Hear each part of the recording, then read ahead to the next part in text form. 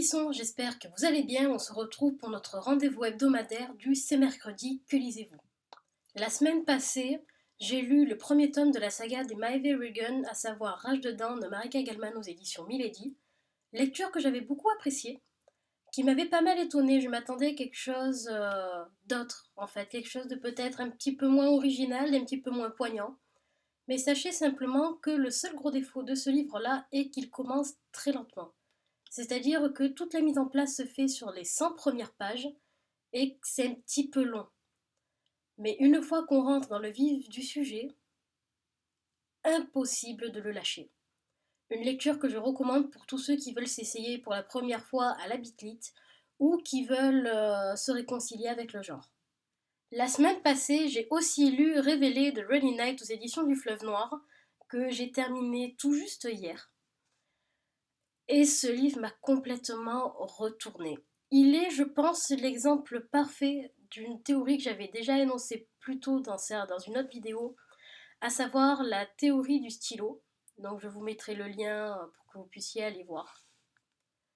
Pendant tout le livre, on croit une certaine chose, puis arrivé à la moitié, on en pense une autre, ce n'est qu'à la fin qu'on a la véritable révélation.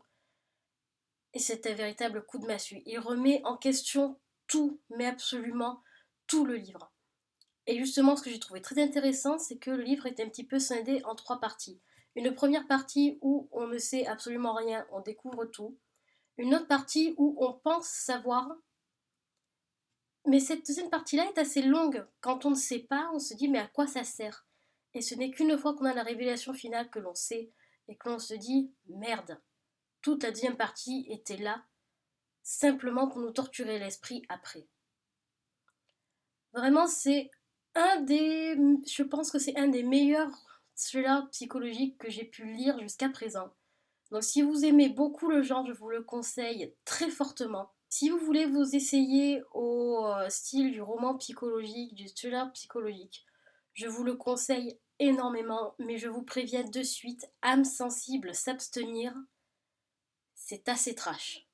Cette semaine, je lis le premier tome de la saga Les Loups de Fardisland, à savoir Les Liens du sang de Bobby Reich, aux éditions Veritas Québec.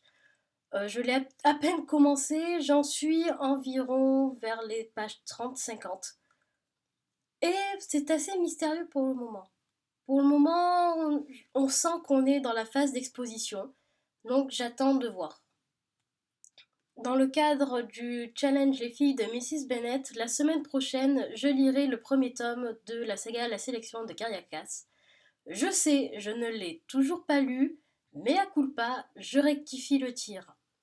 Donc je vous tiendrai au courant, parce que j'ai vu beaucoup d'avis, étant donné qu'elle est sortie il y a déjà un petit moment. J'ai vu beaucoup d'avis, soit les gens adorent, soit les gens détestent, mais il n'y a pas vraiment d'entre-deux, donc on verra.